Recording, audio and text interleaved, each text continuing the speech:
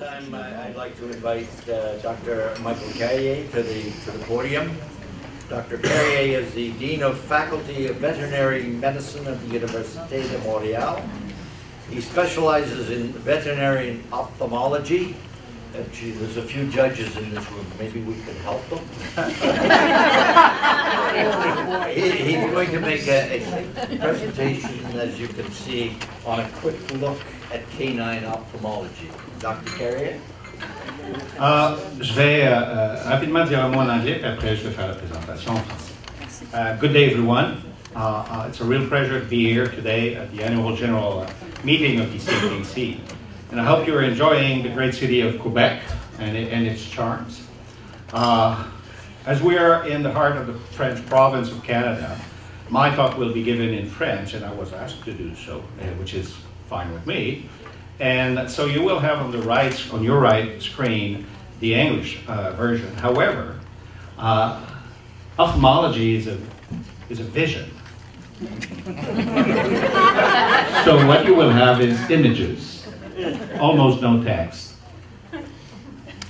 So, and I was given about 20 minutes. For a university person, it's about 2 hours. Don't be concerned about that.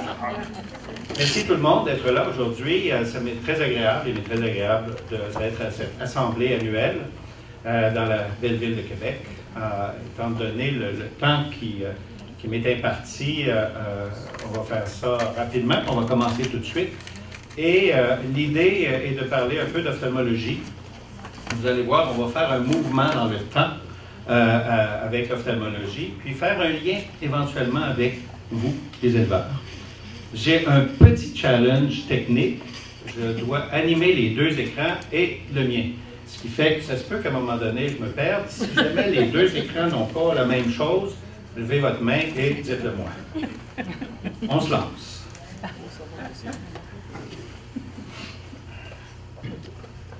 Vous savez, l'ophtalmologie vétérinaire ne date pas d'hier. Il y a des documents sur des papyrus qui datent de 4000 ans et qui parlent d'ophtalmologie chez le cheval et chez le chien. Donc, on parle de l'ancienne Égypte. D'ailleurs, on voit l'importance de l'œil quand vous regardez sur ces hiéroglyphes-là. Mais évidemment, à ce moment-là, tout était anecdotique. Plus tard, les Grecs ont décrit des atteintes oculaires aussi, particulièrement chez le cheval. Et dans certains de ces chapitres-là ont été même traduits en latin. Et on est toujours 400-500 ans avant Jésus-Christ. Okay? Par la suite, toujours par des textes qui deviennent de plus en plus communs et qui s'infiltre au fil des siècles. L'ophtalmologie est surtout au niveau des chevaux. Pourquoi? À quoi servaient les chevaux à l'époque? Ils servaient à tout. Ils servaient à la guerre, ils servaient au commerce, ils servaient au transport. Donc, ça a été une influence majeure et le fait de vouloir maintenir l'acuité ou la vision chez ces animaux-là. Et par la suite, on relate aussi des ouvrages dans les années 1200 après Jésus-Christ qui ont suivi. Mais, so, and then as far as the veterinary profession, pardon?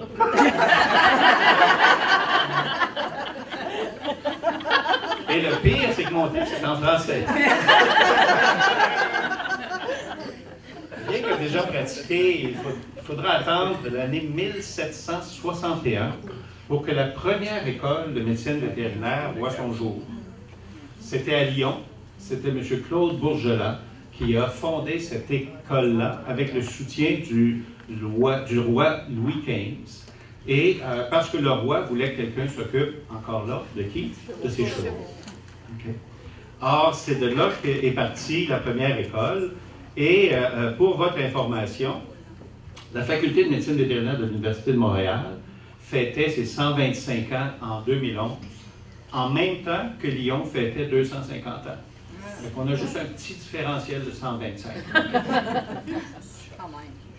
Et donc, l'histoire de la médecine vétérinaire au niveau de l'enseignement a 250 ans.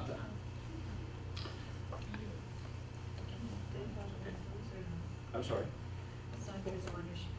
Oh, you can for sure, but it's moved to another one that I'm not sure of how they will come back. L'enseignement de l'ophtalmologie, hein, on voit ophtalmo existait, mais ce n'était pas une profession, est arrivé après l'enseignement de la médecine vétérinaire, et là arrive l'enseignement de l'ophtalmologie. Bien que différents documents nous laissent entrevoir le début de l'ophtalmologie vétérinaire à titre d'exemple, il y a deux illustrations que vous avez devant vous. Celle qui est à la gauche, on est en train de traiter l'œil d'un quoi? L'œil d'un cheval, avec, tenez-vous bien, on est au 17e siècle, là, OK? De l'huile de lin, du miel, 3 herbes, de l'extra de café et de l'eau salée. On mélange le tout, on chauffe, puis on applique. Qu'est-ce que ça faisait? On ne le sait pas. Il faudrait peut-être revenir à ces recettes-là pour essayer de savoir les effets qui étaient à ce moment-là générés par ces traitements-là. Mais c'est en fait au début des années 1800 que le tout commence à devenir une discipline, et à un point tel qu'en 1875, toutes les écoles d'Europe, à l'époque, enseignent l'ophtalmologie vétérinaire. Et c'est des ophtalmologistes humains qui le font. Okay? Et par la suite, là, on entre dans un ère où vraiment la littérature arrive à grands pas. Le premier livre publié en ophtalmologie canine le fut par Dr. McGrain en 1965. Encore pour vous redonner un peu de contextualisation, le premier hôpital de petits animaux de la faculté de médecine vétérinaire a été bâti en 1975, 10 ans après ce livre-là. Il y avait des gens qui étaient très tôt impliqués dans l'ophtalmologie et dans l'ophtalmologie canine. Par la suite, les livres se sont succédés. C'est une portion de ma bibliothèque que vous voyez là. Les livres se sont succédés et par la suite, les revues. Et dans les derniers 30 ans, on a vu passer là, des publications d'ophtalmologie qui, à quelque part, touchent les animaux, que ce soit dans la recherche ou que ce soit dans les maladies chez le chien, là, mais au sens très large. En 1985, il y avait environ 11 000 articles par année. En 2015, il y en avait 14 700. Augmentation de 3 000. Mais là, je vais vous amener un petit peu ailleurs, et c'est là que je m'en vais avec la présentation. Au niveau génétique, ophtalmologique, en 1985, il y avait à peu près 750 articles. En 2015, 3 000. Fait que là, ce que vous voyez, c'est la tendance très forte vers toutes les maladies génétiques qui sont rapportées chez le chien.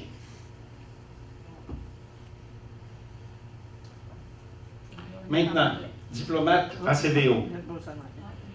Du côté des États-Unis, différents vétérinaires intéressés par l'ophtalmologie ont décidé de s'organiser et de se regrouper comme une des spécialités reconnues par l'AVMA, l'Association vétérinaire médicale américaine, qui accrédite les écoles, comme celle de Saint-Hyacinthe, mais qui accrédite les disciplines aussi. Or, en 1970, la CVO a vu pour la première fois le jour, et elle a reçu sa complète reconnaissance en 1974 par l'AVMA. Les fondateurs avaient pour objectif, à ce moment-là, de faire que les diplômés du collège, on prend le terme anglais, diplomates, soient des plus hauts standards, et que les programmes de formation qui ont été créés par la suite répondent aux besoins de la formation en ophtalmologie vétérinaire. L'idée, c'était de créer quoi? C'était de créer un regroupement pour avoir des échanges d'idées, pour avoir des discussions, pour faire avancer la science, pour faire de la formation continue et aussi pour faire de la recherche, évidemment, en ophtalmologie. Or, qu'est-ce que ça prend pour être un ophtalmologiste vétérinaire? Ça, c'est un bronze que la CVO a fait il y a quelques années, que je me suis permis de m'acheter en cadeau à moi-même pour... on en voit une partie, là, mais je trouve ça très sympathique.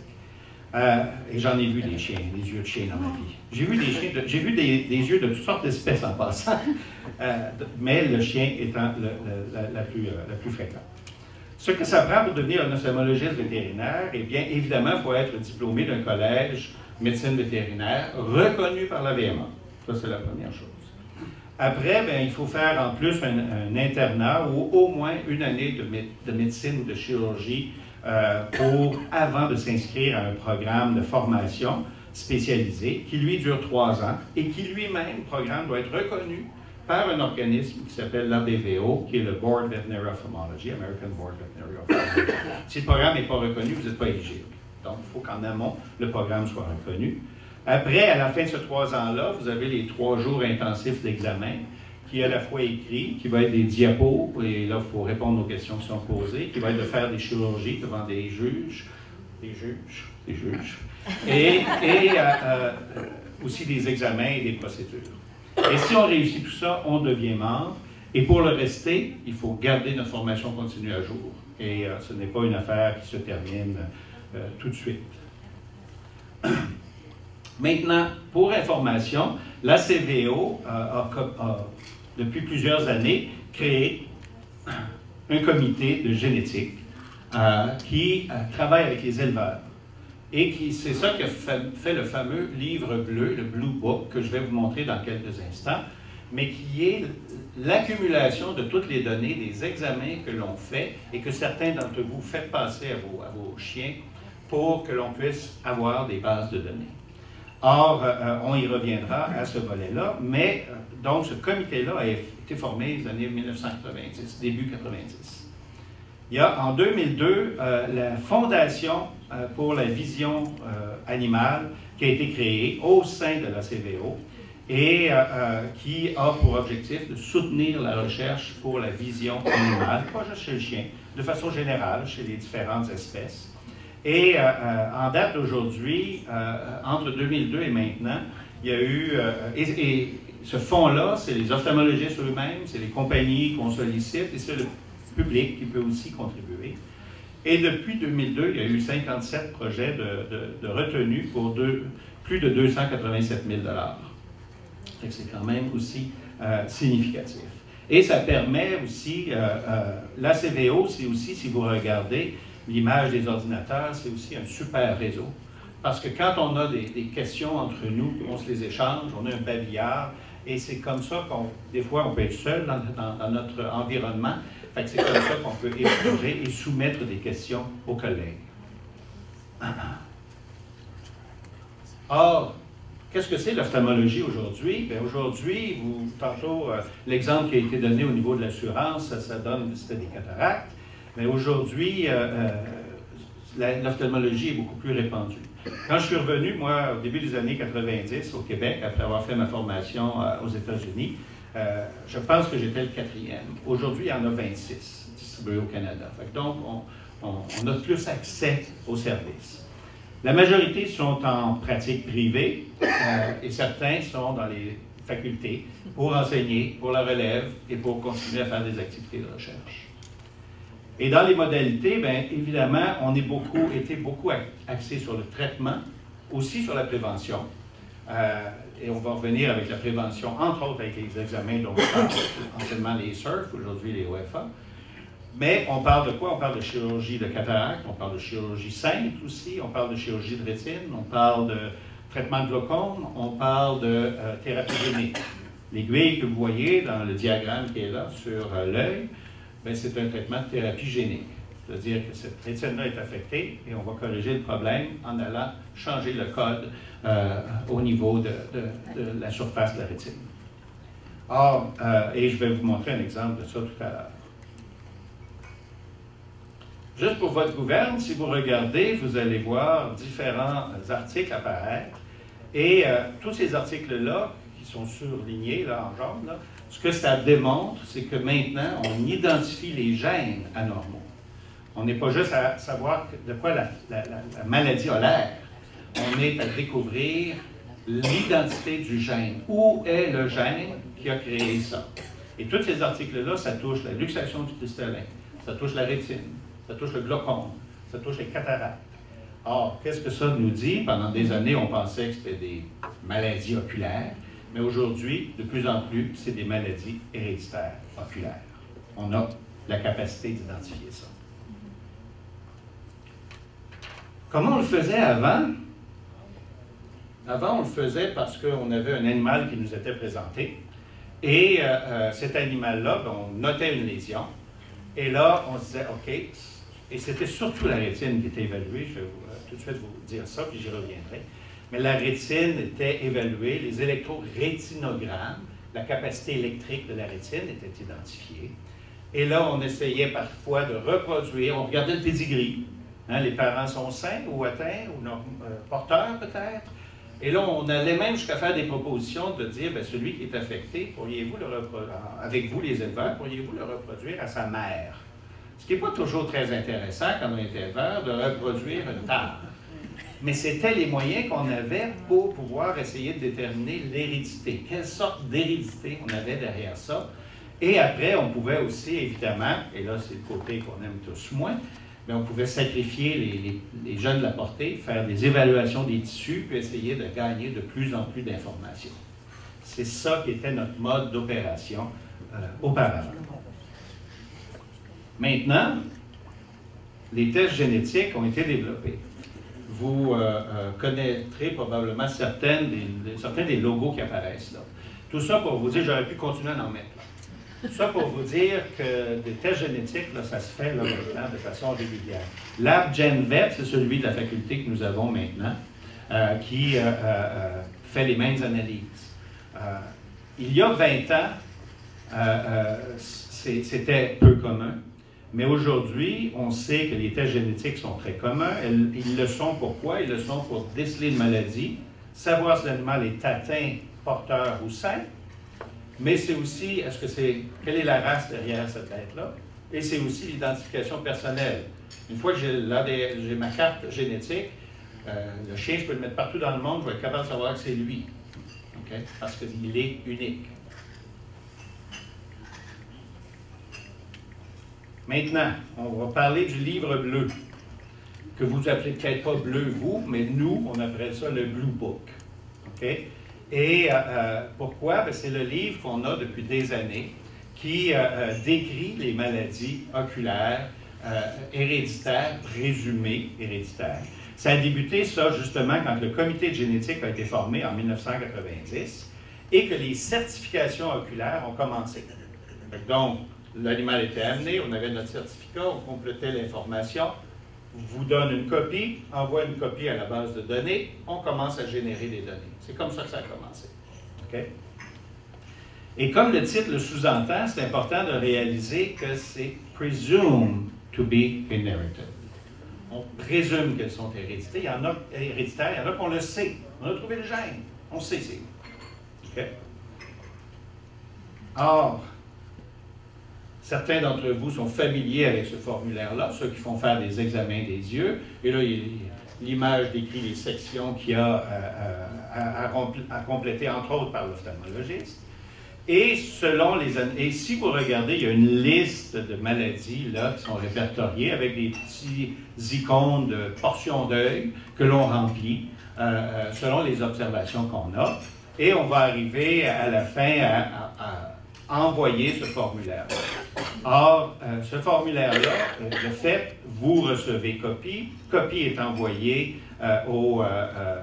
anciennement le CERF, le Canine Eye Registration Foundation. Ceux qui sont familiers avec ça, je vais lever la main juste pour me... Qui a déjà fait passer un test oculaire à de ses chiens? Merci.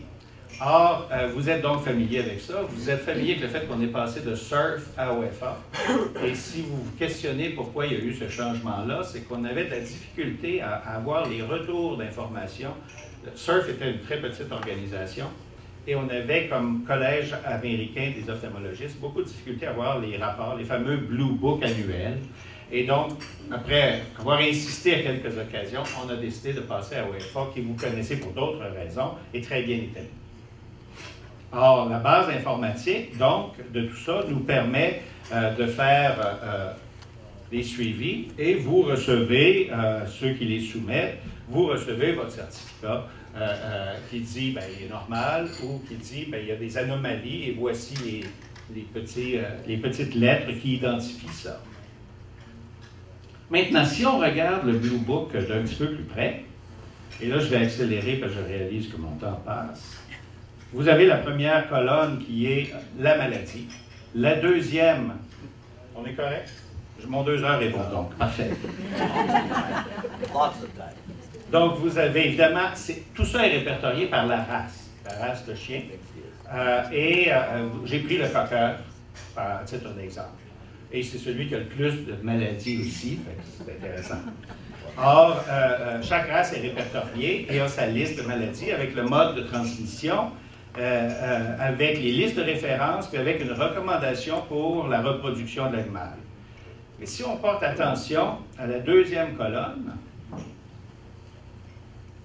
vous allez voir quoi? Vous allez voir que l'hérédité, majoritairement, elle est inconnue. On ne sait pas. On la présume héréditaire, mais on ne sait pas si elle l'est. OK? Dans la troisième colonne, on a les références, comme je le mentionnais. Vous avez aussi, un petit peu plus loin, le breeding advice, l'avis de reproduction.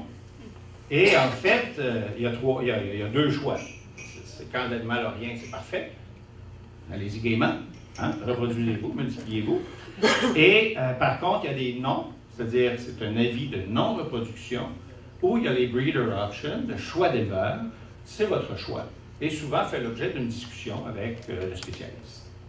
Or, les non sont souvent là, pourquoi? Parce que c'est des maladies qui impactent sur la vision ou qui impactent sur la qualité de vie, le confort de l'animal. Ça, c'est des tranches plus catégoriques, je vous dirais. Alors que les autres sont des tranches plus anodines, d'une certaine façon. Nous avons aussi, si vous regardez à droite, une description qui est très générique. En fait, un certain temps, j'avais fait la recommandation, parce que le livre bleu est à peu près ça d'épais. Or, j'avais fait la recommandation que de plutôt mettre à chaque race la définition générique, de le mettre en début, une fois, puis après de mettre les particularités pour la race. Okay? Un jour, on y arrivera. Mais donc, on a une description qui est souvent générique, puis avec certains commentaires qui décrivent un petit peu la maladie. Or, si on s'en va maintenant de façon un peu plus rapprochée sur la description, ce qu'on voit, c'est que vous allez avoir dans certains cas le libellé général qui est en haut, et là, oups, une petite phrase qui dit « dans cette race ». Et là, on va décrire quelque chose de particulier. Ça, c'est parce qu'on commence à avoir de plus en plus d'informations sur cette race-là en particulier. Et si vous regardez l'autre, la description spécifique à la race, bien là, ça peut être qu'on a identifié le gène. Puis ils vont vous dire, parfait, le test d'ADN est disponible, soumettez-le et vous allez avoir confirmation de. Vous avez des suspicions, soumettez-le, on va voir où il en est. Ça va?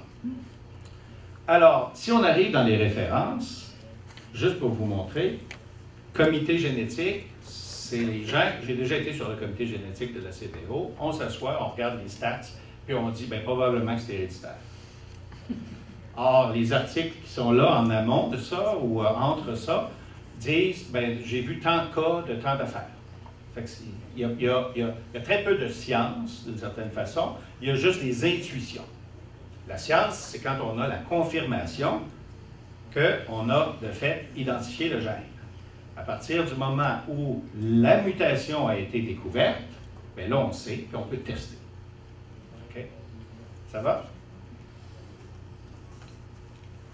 Et les stats, bien, ça a l'air de quoi? Ça a l'air de ça. Je ne vous demande pas de voir tout ça en détail, mais juste pour vous faire remarquer, un épagnol qui a des distichias, des petits cils anormaux, distichiasis pour les gens en arrière, 50%. Donc moi, là, je peux vous dire, avant que je regarde le cocker, il y a une chance sur deux d'avoir des distichias. Pas grave, il va bien vivre avec. Puis c'est un breeder option, c'est un choix d'éleveur. Il n'a pas d'enjeu avec ça. Mais ça, ces données-là, on les a parce qu'on envoie les résultats. Même si vous n'envoyez pas le formulaire. Si vous regardez dans le haut, c'est des tranches d'années. Un 10 ans pour la première colonne, à peu près un autre 10 ans pour la deuxième, puis là, 3 ans, puis les 2 dernières années. Or, on peut voir des légères variations, mais on continue à rester autour du 50%. C'est ça qu'on voit. Par contre, ces données-là, ce qu'elles nous permettent de faire, c'est de dire, oups, si on a une augmentation de la fréquence, on va commencer à penser à peut-être une anomalie héréditaire. C'est comme ça que le comité, sur certaines balises numériques, va prendre ses décisions pour dire qu'elle est présumée héréditaire. Un autre exemple de ça, chez la même race toujours, si vous regardez les fameux plis de la rétine, la dysplasie rétinienne, pour certains qui connaissent ça, bien, regardez l'incidence qui a tendance à baisser, si on porte attention, qui était 13 qui est 7 Alors, il faut se poser la question, est-ce que ça veut dire qu'on a fait des choses qui se sont impactées de façon positive? Ou est-ce que parce qu'on fait moins d'examens, et là on retournerait à notre colonne en haut, et donc on fait l'analyse de ces données-là. Une des choses qui doit s'améliorer, et on va le faire, c'est que si vous êtes familier avec le formulaire, vous êtes familier avec le fait que le certificat n'est valide que pour une année. Pourquoi? Parce qu'on sait qu'il y a des maladies qui peuvent apparaître à 4 ans, à 5 ans, à 6 ans. Donc, la pertinence d'être annuel. Quel est l'inconvénient d'être annuel? Il n'y en a pas, sauf le fait que dans les datas, le même chien peut avoir été revu 6 fois. Il fait 6 fois partie des données qui sont là. Il faudrait qu'éventuellement, on puisse avoir un filtre qui fait qu'on répertorie un chien une fois, à moins qu'il démontre quelque chose de nouveau. Mais ça va avec les systèmes d'ordinateur qu'il faut qu'ils soient améliorés. Alors, génotype et environnement. En fait, qu'est-ce que le génotype? Le génotype, c'est vos gènes. Qu'est-ce que le phénotype? Peut-être que tout le monde sait, mais je me permets de le rappeler. Le phénotype, c'est l'expression de l'ensemble des caractères observables d'un individu. OK? Donc, ça veut dire quoi? Ça veut dire que c'est votre génotype, le code génétique que vous avez, qui est influencé par votre environnement, qui est influencé par ce qu'il y a autour de vous. Un exemple de ça, j'en suis un exemple, mon phénotype a changé. J'avais plusieurs livres en moins quand j'étais plus jeune. Or, l'alimentation, ma femme cuisine très bien, a fait que mon phénotype a changé. OK? Or, et à titre d'exemple, ben c'est ça qui peut se produire, fait que vous modifiez avec le temps. Mais c'est important de comprendre le fait que le phénotype, c'est l'expression avec les influences. Donc, une maladie génétique n'est pas toujours pareille. Elle peut avoir des variations selon l'environnement. Les mutations génétiques, c'est pas très compliqué, mais ça peut être très dérangeant, les mutations génétiques. En fait, vous avez un chromosome qui se duplique, comme ça doit se faire, puis là, il se transpose, il devient un autre chromosome, sauf que dans ce processus-là, oups, il y a une petite affaire qui survient, puis la petite ligne rouge que vous voyez est devenue verte. Tout le reste, c'est pareil. Il y a juste ça qui a changé. Mais ça va donner quelque chose de différent au bout de l'année. Ça va devenir autre chose qui peut être préjudiciable pour l'animal.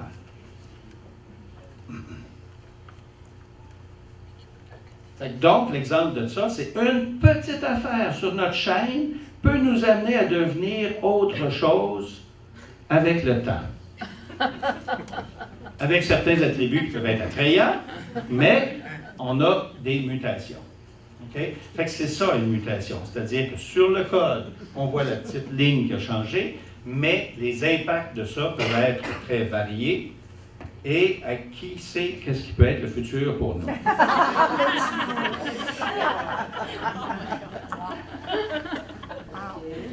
Ça va? Ça, c'est ça, celle de gauche, là, ça fait le plaisir des orthopédistes, ça. Ceux qui réparent les pattes cassées, là, ils ont le choix.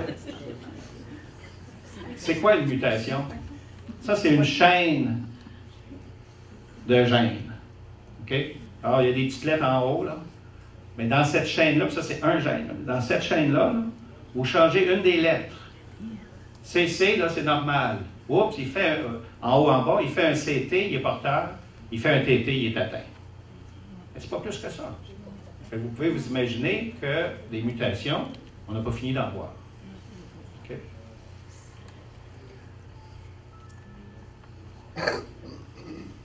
Oups, désolé. En fait, ici, j'ai pas attendu assez, mais ça aurait dû apparaître plus graduellement. Juste pour vous dire que la photo de gauche, c'est le classique d'un fond d'œil de chien. C'est une rétine parfaite d'un chien classique. La photo de droite, normale. Or, si je vous avais demandé ce qui était l'objectif avant que je fasse apparaître en bas, est-ce que les deux sont normaux? Probablement, vous m'auriez dit non. Donc, qu'est-ce que ça dit? C'est qu'il y a beaucoup de variations, même dans le normal. En passant, pour votre connaissance générale, le jaune, c'est le tapis tourne, c'est ça qui reflète la lumière. Quand on voit un chien traverser le soir la rue, on a l'impression qu'il y a deux petits phares. C'est cette partie jaune-là qui reflète la lumière et qui nous laisse cette impression-là. Okay. Maintenant, on a aussi des maladies. Or, tout ce qu'on voit, c'est des petits plis sur celle de gauche, la dysplasie rétinienne, mais des fois, ça prend d'autres formes. Et c'est d'autres mutations génétiques que l'on voit. Fait que dans ces cas-là, c'est là. Oh, sorry, merci. Dans ces cas-là, juste pour vous mentionner, le Iris Setter a été la première race à être analysée. Pourquoi? Parce que le Irish Setter avait une maladie rétinienne semblable à une maladie chez l'homme. Quand vous avez une maladie semblable chez l'homme, vous avez du budget pour investiguer. Fait qu'ils ont réussi à investiguer. Ça a pris 15 ans avant de trouver le gène. Aujourd'hui, par le développement de cette technologie-là, on peut faire ça beaucoup plus rapidement. Fait qu'on est capable de rechercher beaucoup plus rapidement les gènes. Or, juste pour vous montrer un petit vidéo, vous allez voir, c'est un chien qui avait une maladie héréditaire de la rétine, aveugle, thérapie génique, donc l'injection que je vous parlais tout à l'heure, sur un œil. Parce que là, on est dans le mode recherche. Okay? Le premier bout de vidéo, l'œil traité est bandé. Il y a un bandeau dessus. Sur le deuxième bout de vidéo, on a enlevé le bandeau. Je vous laisse constater la différence.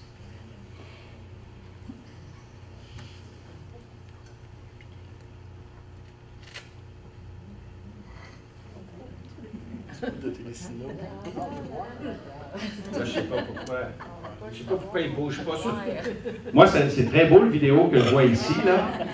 Bref, désolé, parce que je l'ai essayé avant, puis ça roulait très bien. Je ne sais pas pourquoi il ne roule pas ici.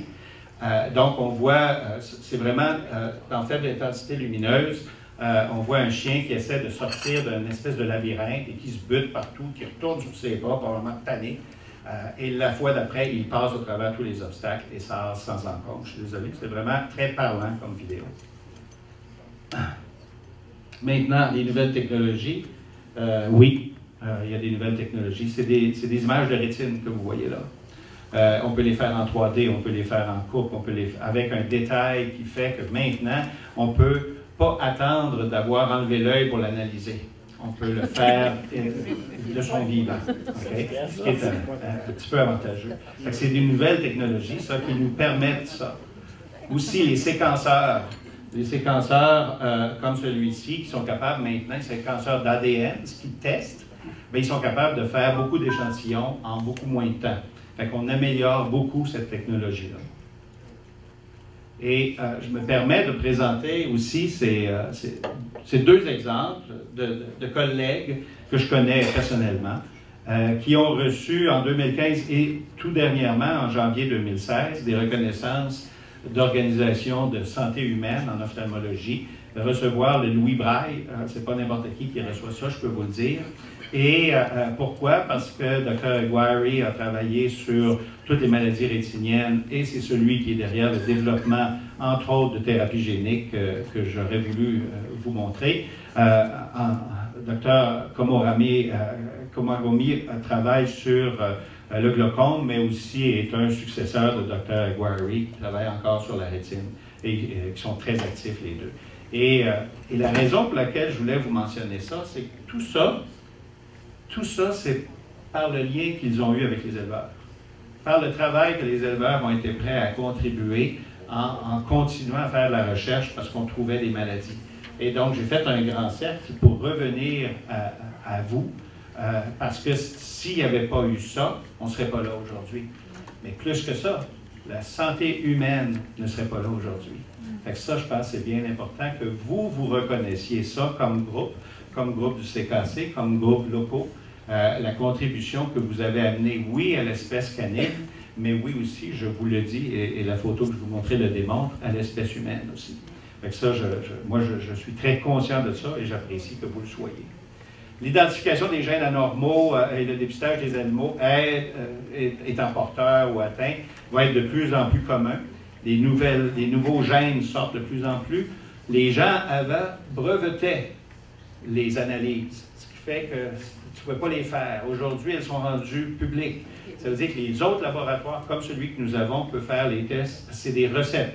Une fois qu'on connaît la recette, on peut l'appliquer et faire le test. Et donc, la prochaine étape, c'est est-ce que vous avez des questions? Ça me fera plaisir d'y répondre, puis je peux y répondre pendant le dîner s'il y en a qui veulent. Et pour vous dire qu'il y a d'autres mutations qui vont arriver aussi, mais il y en a des fois, c'est juste des fakes. Il faut savoir que ce n'est pas des vraies mutations. Ça m'a fait plaisir de vous parler. Le programme de dépistage, il se fait sur les jeunes portés. Habituellement, vous faites la portée au complet pour voir si éventuellement le gène peut être affecté. Usuellement, on va... Est-ce qu'on m'entend? Oui. Usuellement, ça dépend de la race. Hein? Je vais vous donner l'exemple classique. Tout le monde, probablement, éleveur que vous êtes, avait entendu... BFTS. Oui, avant, coli anomaly, le syndrome de l'œil du colis. C'est des maladies héréditaires et congénitales. Ils sont présentes à la naissance. Là, on évalue la portée. Parce que là, tout de suite, l'éleveur sait quel niveau a telle chose, telle chose, telle chose, telle chose. Il y a des races qu'on n'a pas ces enjeux-là. Eux vont être vus souvent à 1 an, en prévision de reproduction. Et là, ils sont vus annuellement. Puis là, chacun d'entre vous avait des recettes un peu à savoir, je vais-tu à chaque année, je ne vais pas à chaque année. Bon. Mais techniquement, le certificat, il est annuel. Et là, pourquoi? Parce qu'on sait que dans plusieurs des maladies que je vous ai montrées là, il y en a qui apparaissent à 4 ans, qui apparaissent à 5 ans. Donc, il faut faire la distinction entre congénitale, présente à la naissance, et héréditaire. Je peux naître avec un bras, mes enfants vont en avoir 2. C'est un défaut congénital, mais qui n'est pas héréditaire. Mais je peux avoir une maladie hormonale que je vais développer à l'âge de 14 ans et que mes enfants risquent d'avoir parce que je vais transmettre le gène. Merci. Je voulais savoir le test cryogénique. Pardon? Le traitement cryogénique va être applicable chez l'humain à un moment donné? Quand vous parlez pour congeler... Non, les traitements pour la OK, pour la génothérapie. Oui. Oui. On est encore dans le mode recherche. Okay. Mais c'est clair qu'il y a plusieurs maladies héréditaires qui vont faire l'objet de solutions par la thérapie génique. La thérapie génique, en passant, c'est bon, je vais le simplifier, là, mais on prend un morceau de virus, puis on lui donne un code, puis on dit à ce virus-là, va changer les cellules, va changer le code des cellules. Okay. Et donc, c'est ça c'est la base de la thérapie génique. Je vais reprendre l'exemple de l'atrophie progressive de la rétine, génétique. On pourrait se dire, OK, on va faire un transplant de rétine. On n'a pas encore très bien développé ça. Ce qui risque de prendre la place avant, c'est qu'il y a toutes les cellules de rétine qui sont encore là. On va lui changer le code pour qu'elles redeviennent fonctionnelles. Et ça, c'est par la thérapie génique. Oui, ça va, puis ça s'en vient, là, mais je ne parle pas juste oculaire. Ça peut être pour d'autres types de maladies. Pour les cancers, pour les... Mais là, des cancers, on va aller un petit peu ailleurs. On ne peut peut-être pas aller là aujourd'hui, mais oui aussi, il va y avoir d'autres types de thérapies. Puis, on dit thérapie génique, puis souvent, il faudrait sous-entendre à ça thérapie personnalisée. C'est-à-dire que on va cibler, si c'est des gènes, on va cibler le gène, on va l'identifier, on va trouver la correction, puis on va corriger le problème. Fait que le jour où, dans Star Trek, là, il fait bzzz, on est là. C'est à la porte. Puis, parce que juste à titre d'exemple, là, je vais changer de milieu très brièvement. L'élevage, est-ce qu'il y a des producteurs bovins ici? Fait que je peux dire n'importe quoi. Le fait est que maintenant, ils ont des senseurs qui fait que l'éleveur peut recevoir chez lui, sur son Facebook, des informations qu'il y a une vache qui commence à faire de la fièvre, qu'il y a une vache qui a des symptômes, des marqueurs qui sont en train de changer et prendre des décisions en amont que d'attendre de les voir se manifester. Okay? On est là, ça existe. Ça. Okay? Fait que les mêmes choses s'en viennent. Souvent, je fais la blague aux étudiants, puis je dis, OK, ta pression intraoculaire est de 22. Ça, on est à côté de ça. C'est des applications qui s'en viennent. Vous savez, il y a des applications pour de la cardio avec un iPhone, pour faire de l'échographie cardiaque. Okay? La prochaine étape, c'est quoi? C'est la même affaire qui va traiter. C'est beau, là. Ça fait peur en même temps. Oui, exact. Bonjour, une petite question rapide. Vous parliez qu'il n'y avait plus de brevet pour les tests. Est-ce que ça s'applique aussi pour le PRA? C'est plus Optigène qui a... C'est-à-dire que l'exclusivité? ce n'est pas obligé. Non, Optigène n'a plus l'exclusivité. Okay. Optigène avait l'exclusivité pour un ou deux tests. Puis Optigène, en passant, ceux qui connaissent Optigène, Dr. Gus Aguirre, que je vous ai montré, c'est le développeur d'Optigène avec un collègue, Dr. Ackland. C'est eux qui ont bâti ça depuis plusieurs années. Sauf que la différence aujourd'hui, c'est ce que je disais, c'est qu'il y a eu quelques pathologies au départ qui ont été profitées, mais par la suite, tout a été fait j'allais dire open source, qui fait que quand quelqu'un publie, il publie la recette et elle devient faisable par le laboratoire le plus près de chez vous qui font ça. Il y a une différence entre les laboratoires médicaux et les laboratoires d'ADN pour savoir c'est quoi ma race, c'est quoi, parce que les recettes sont spécifiques à ce moment-là pour découvrir. Et je me permets un dernier commentaire face à cette question-là. J'ai eu une autre discussion tout à l'heure avec un de vos collègues, qui est que souvent on pense à la maladie de la rétine, mais l'atrophie progressive, le PRA, ceux qui ont déjà entendu ça, ou l'atrophie progressive de la rétine, c'est pas une maladie. C'est une suite de maladies génétiques, avec toutes sortes de mutations différentes qui se comportent à peu près semblables. Mais c'est plusieurs maladies génétiques différentes, et donc ça veut dire, si on traite, ça va être spécifique à celle que cet animal-là a.